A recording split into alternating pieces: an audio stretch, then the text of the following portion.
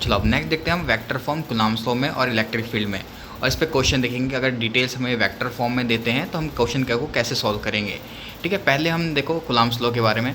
यहाँ पे कुछ डिटेल्स पहले, ये Q1 चार्ज है, यहाँ पे Q2 चार्ज है, इनके बीच का डिस्टेंस R वेक्टर है। ठीक है, अब इसमें दो डायरेक्शन होती हैं, जैसे एक साइड भी जा सकते हैं हम और इस साइड भी जा सकते हैं। ठीक है, इस साइड अगर फोर्स लगाते हैं वो क्या होता है, force on first with respect to second, मतलब कि force on first due to second force लगा रहा है फर्स्ट पे। और इस साइड क्या होगा, force on second due to first, second पे कौन फोर्स लगा रहा है, फर्स्ट लगा रहा है। अब डायरेक्शन देखो, ये रेडियस वेक्टर जो है हमारा, अगर इस डायरेक्शन में जाते हैं, अगर डिस्प्लेसमेंट निकालना चाहता हूँ, मैंने माना है कि इस साइड हम पॉजिटिव है। ठीक है, अगर इस साइड जाते हैं तो कैसे निकालेंगे डिस्प्लेसमेंट, फाइनल माइनस इनिशियल।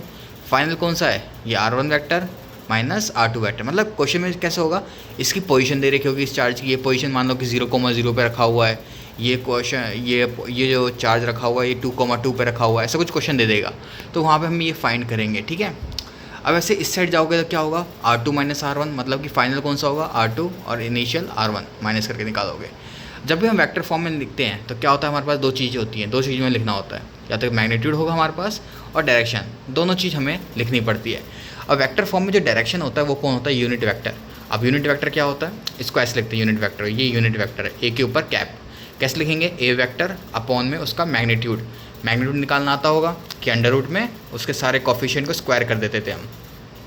ठीक है, अब देखो पहले हम निकालते हैं force on first with respect to second या ड्यू टू सेकंड, के Q1 Q2, और नीचे क्या होता है डिस्टेंस क्या है यहाँ पे ये।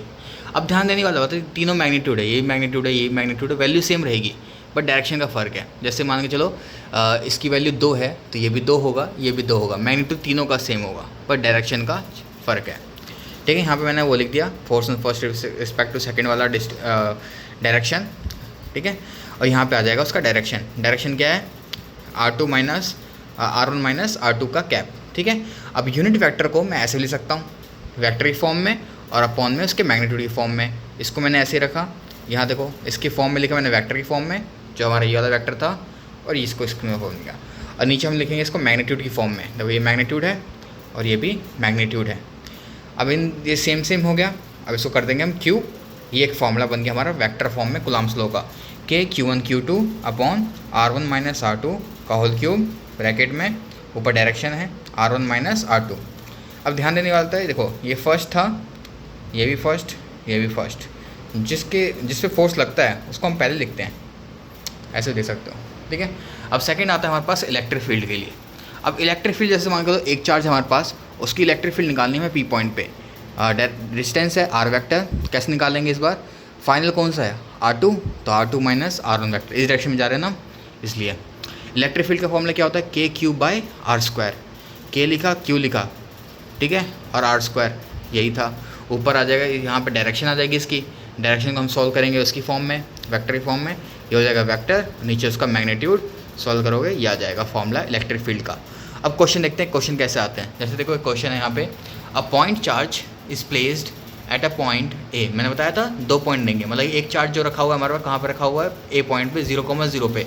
कैलकुलेट द इलेक्ट्रिक फील्ड, अच्छा इलेक्ट्रिक फील्ड निकालना है इस पर, कहाँ पे इलेक्ट्रिक फील्ड निकालना है, बी पॉइंट पे, जो कहाँ पे है बी पॉइंट, x, y पे, ये डायरेक्शन दे रखी है। तो कैसे निकालेंगे, जैसे मान लो R1 वेक्टर हमारा 0i cap plus 0j cap, ऐसे लिखोगे बिल्कुल डिट्टो। R2 वेक्टर कैसे हो जाएगा, xi cap plus yj cap, बिल्कुल डिट्टो ऐसे ही। फिर R2 माइनस R1 निकालेंगे।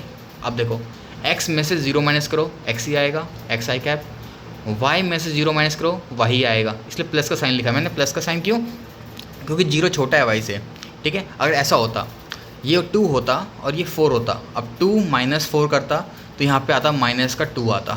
ठीक है, इससे कंफ्यूज मत होना, यहाँ माइनस है तो यहाँ भी माइनस आएगा ना, ये डिपेंड करेगा माइनस तुम कैसे कर रहे हो। ठीक है, अब ऐसे मैग्नीट्यूड निकालेंगे, इसका मैग्नीट्यूड कैसे निकालेंगे, under root x square plus y square करके। अब इलेक्ट्रिक फील्ड का फॉर्मूला क्या होता है, के क्यू आर क्यू और इसका आर वेक्टर।